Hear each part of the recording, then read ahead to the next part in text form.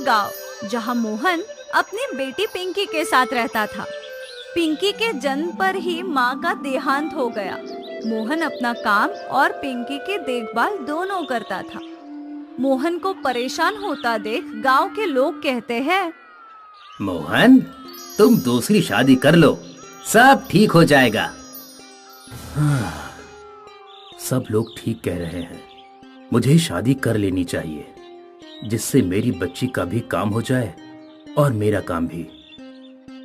हाँ पापा, दूसरी शादी कर लो। मोहन की शादी बगल के गांव की सुषमा के साथ हो जाती है। सुषमा, ये मेरी बच्ची है पिंकी, इसका तुम अच्छे से ख्याल रखना। मैं इसकी नौकरानी नहीं हूँ जो इसकी सेवा करती रहूं। कुछ महीने ऐसे ही बीत गए और पिंकी बड़ी हो गई। सुषमा गर्भ से होने के कारण काम नहीं कर पाती थी। वह पिंकी से घर का सारा काम करवाती थी, जिससे वह पिंकी को स्कूल जाने नहीं देती थी। सुषमा, ये तुम क्या करवा रही हो पिंकी से, और इसे पढ़ने के लिए स्कूल क्यों नहीं जाने दे रही हो? मेरी हालत नहीं दिख रही है, जैसे इस हालत में मैं काम करूंगी। ठीक है, जैसा तुम्हें ठीक लगे करो। कुछ महीने बीत जाते हैं और हॉस्पिटल में सुषमा को एक लड़का होता है, जिसका नाम मंटू रखा जाता है। फिर सुषमा का बच्चा पैदा होने के बाद भी वह घर का काम नहीं करती थी। ये देख, सुषमा, अब तो पिंकी को स्कूल जाने दो। तुम क्यों चिंता कर रहे हो? मैं उसकी देखभाल कर रही हूँ ना। वो लड़की है, उसे घर के काम सिखा रही हूँ। और मंटू है ना लड़का, उसको पढ़ा लिखा कर डॉक्टर इंजीनियर बनाएंगे। तुम अपने काम पर ध्यान दिया करो। पिंकी घर के काम के लिए कुएं पर पानी भरने जाती थी। उसी रास्ते में रमेश की समोसे की दुकान थी। पिंकी उसे भी कुएं से पानी भरकर उसकी दुकान पर देती थी, तो रमेश पिंकी को पानी के बदले में समोसा खाने को देता था। रमेश, तुम्हारा बहुत धन्यवाद जो मुझे समोसे खाने के लिए दिए। नहीं सुषमा, तुम धन्यवाद मत बोलो, तुम भी तो मेरा काम कर देती हो ना। एक दिन मंटू स्कूल से आ रहा था, तभी वह पिंकी को समोसा खाता देख लेता है और घर आकर सुषमा को बता देता है। पिंकी पानी लेकर आती है तो सुषमा कहती है, किसके साथ तू अपना मुंह काला कर रही थी? कौन तेरा यार हो गया है जिससे तू बातें करने लगी है? ऐसा कुछ नहीं है, आप गलत सोच रही है। वो कभी कभी रमेश को दुकान पर पानी लाकर दे देती हूँ, इसीलिए वो बात कर रहा था। कुछ समय बाद की बात है। एक दिन पिंकी कुएं के पास आ रही थी, तभी उसका 2 पहियों से रोड में छोटा सा एक्सीडेंट हो जाता है। ये देख रमेश उसे हॉस्पिटल ले जाता है और हॉस्पिटल में इलाज करवाकर घर पहुंचाने आता है। उस दिन पिंकी को घर आने में रात हो जाती है। किसके साथ मुंह काला कर घर आ रही है? चुप करो सुषमा, समझ देख कर बोला करो। क्या हुआ है ये पूछ नहीं रही हो और बस उल्टा बोले जा रही हो।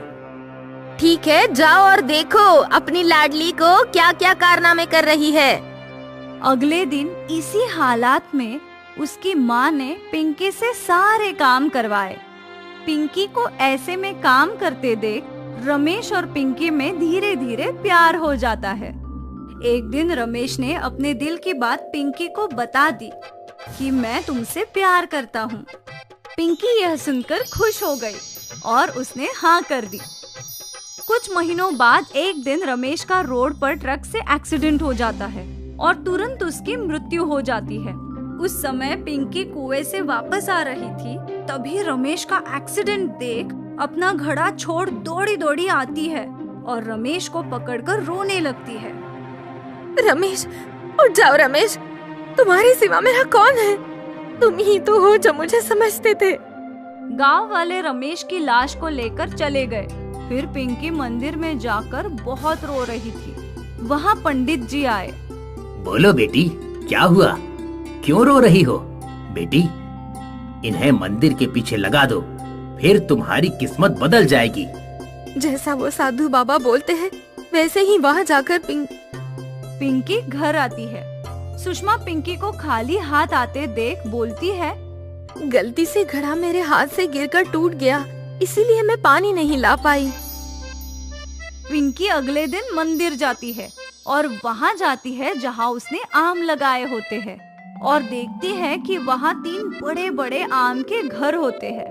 तभी वहाँ भगवान प्रकट होते हैं और वो कहते हैं, बेटी पिंकी, तुम बहुत नेक इंसान हो, इसलिए पहले घर से मांगोगी तो तुम्हें अच्छे अच्छे कपड़े मिलेंगे, और दूसरे घर में तुम्हें जो खाना हो वो मांगना, सब मिलेगा, और इस तीसरे घर में तुम्हें सोना चांदी और पैसे मिलेंगे। यह बताकर भगवान अंतर्ध्यान हो गए। पिंकी पहले घर में जाती है और अच्छे कपड़े पहन लेती है, और फिर वह दूसरे घर में जाती है और अच्छे अच्छे खाने पेट भर के खाती है, और सोचती है कि मुझे तीसरे घर में नहीं जाना चाहिए क्योंकि मुझे पैसे और सोने का कोई काम नहीं है। फिर वह अपने घर जाती है।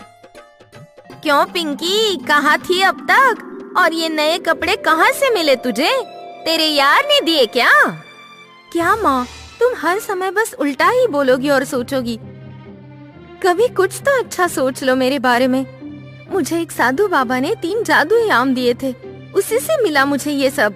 चल झूठी, बहुत झूठ बोलती है। किसी तेरे यार ने दिए होंगे तुझे, तो तू बहाने बना रही है। ठीक है माँ, तुम जैसा सोचो। कुछ महीने बीत गए। पिंकी ऐसे ही अच्छा खाना और कपड़े पहना करती थी और तीनों घर की मदद से गांव की और गरीबों की मदद करती थी, एवं गांव की बेटियों की शादी में गहने और पैसे देकर खूब नाम कमाने लगी।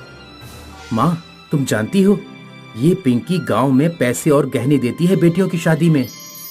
सुषमा को यह सब सुनकर उसे विश्वास नहीं हुआ। फिर पिंकी का पीछा कर तीनों आम के घर पहुंच गई, और जादुई आम का घर पैसे देने वाला ये सब देखकर उसे लालच हो गया और वह सोने वाले घर में गई। जादुई आम के घर, मुझे ढेर सारा पैसा और गहने दो। यह सुनते ही सुषमा के गले में ढेर सारे सांप बिच्छू लटकने लगे और उसके आसपास कंकड़ पत्थर और सांप घूमने लगे। यह देख सुषमा बहुत घबरा गई। तभी वहाँ पर भगवान प्रकट हुए और कहा, हे पापी औरत, तुम एक मासूम बच्ची पर इतना अत्याचार करती हो और यहाँ पैसे और धन मांगती हो। जाओ, भाग जाओ यहाँ से, नहीं तो तुम्हें ये सांप और बिच्छू काट कर मार देंगे। यह सुन सुषमा तुरंत वहाँ से बाहर निकल आई और पिंकी से माफी मांगने लगी। बेटी, मुझे माफ कर दो, मैंने तुम्हारे ऊपर बहुत अत्याचार किया है, मुझे क्षमा कर दो बेटी।